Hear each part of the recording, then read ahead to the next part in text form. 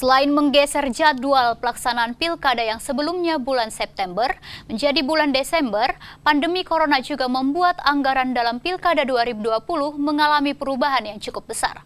Lalu, bagaimana kesiapan KPU terkait hal ini? Berikut wawancara jurnalis Kompas TV Farida Amalia bersama dengan Ketua KPU Kabupaten Semarang, Maskup Asyadi. Nah, karena itu kemarin di RAB kita juga sudah mengalokasikan anggaran. Kalau tintanya berarti nanti kita pakai pipet misalnya. Ditetes gitu? Iya, diteteskan ke masing-masing jari pemilih yang sudah menggunakan hak pilihnya. Namun itu juga baru rancangan kita. Nah, ini juga terkait dengan alokasi anggarannya dan sebagainya. Yang tentu kita masih menunggu petunjuk lebih lanjut. Apalagi tahapan kalau memang nanti 15 Juni akan mulai. Berarti tanggal 4 Juli kami sudah harus melaksanakan pencocokan dan penelitian daftar pemilih. Ya, ini sebelumnya kita dahului dengan rekrutmen petugas PPDB yang akan mencoklit di masing-masing RT, ya, di masing-masing RT di TPS itu yang nanti akan melakukan coklit. Nah, ini menjadi bagian yang penting juga. Ini karena langkah pertama yang harus bertemu dengan masyarakat ini adalah PPDB ini. Iya, meskipun mekanismenya di rancangan PKPU ini PPDB ini akan menemui RT saja. Jadi nanti ya, dicoklit bersama dengan RT-nya di situ. Baru nanti yang membutuhkan klarifikasi terhadap data pemilih ini baru dilakukan ketemu langsung ke pemilih. Tapi ya, paling tidak mereka yang akan terjun berhadapan dengan masyarakat lah ini di rancangan PKPU juga ditentukan harus ada rapid test. Padahal kalau rapid test untuk penyelenggara pemilu banyak, misalnya ya, di KPU Kabupaten saja membutuhkan kurang lebih 7 miliar untuk rapid test saja. Padahal hasil rapid test ini kan hanya reaktif saja. Kalau reaktif baru ditandai. Nah, gitu. Berarti tahapan ini sudah pasti jadwalnya molor nih Pak. Pertama itu, kedua juga dananya sudah tadi disampaikan Bangka. Yang mau saya tanyakan terkait sosialisasi. Kalau sebelumnya kan dari pihak penyelenggara bisa datang ke kampus, apalagi kan ke sekolah, terutama SMA ini yang pemilih pemula, banyak pemilih pemula yang memang harus peduli lah terhadap ini. Jadi meminimalisir golput. Tapi dengan masa pandemi seperti ini, sosialisasi apa yang kiranya efektif dilakukan oleh pihak penyelenggara untuk masyarakat? Ya, terkait dengan sosialisasi ini kan modelnya kan banyak. Ada yang berupa melalui media cetak, elektronik dan sebagainya. Termasuk salah satunya adalah mensosialisasikan melalui kelompok pemilih pemula hanya saja.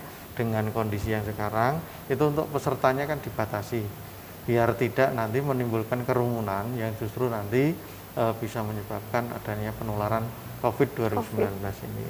Namun demikian KPU Kabupaten Semarang juga sudah merencanakan strategi dalam rangka sosialisasi ini, terutama kami tentunya media sosial pasti, karena memang sekarang segmennya di media sosial. Namun masyarakat jangkauan ini kan tidak semuanya kalau di persentase yang menggunakan media sosial sama yang tidak, tentunya kan masih banyak yang tidak. Nah, salah satu jangkauannya adalah melalui media elektronik. Karena itu yang paling mudah bisa ditonton banyak orang di setiap rumah mungkin ada. Nah, ini menjadi bagian penting, salah satunya adalah melalui media elektronik ini. Hanya saja jangkauan terhadap informasi ini kan perlu disosialisasikan dengan cara-cara yang menarik.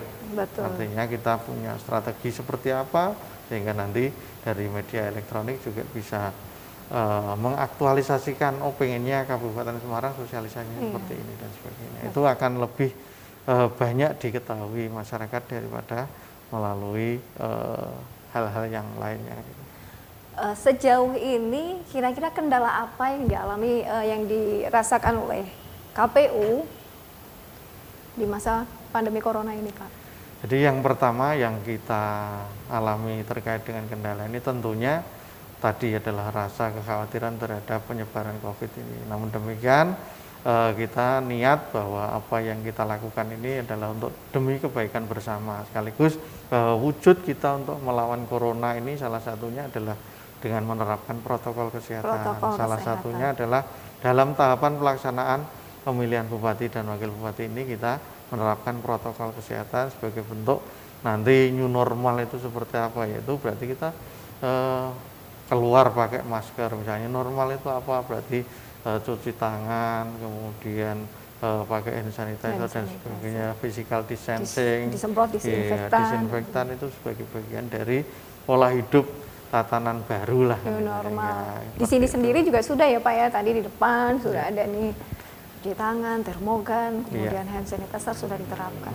Oke, jadi kendala pada dasarnya terkait dengan pemahaman untuk protokol kesehatan ini ya Pak. Ya. Untuk yang lain-lainnya sambil menunggu dari informasi dari KPU RI. Oke. Ya, terima kasih Bapak atas waktunya berbincang dengan kami dan memberikan informasi pada pemirsa sekalian dan saudara. Tadi perbincangan dengan Ketua KPU Kabupaten Semarang, semoga bisa memberikan Anda inspirasi bagaimana dengan tahapan pilkada selama pandemi corona. Jadi jangan sampai Anda golput hanya gara-gara corona. Saya Farida Malia, mewakili kru yang bertugas mengucapkan terima kasih atas perhatian Anda.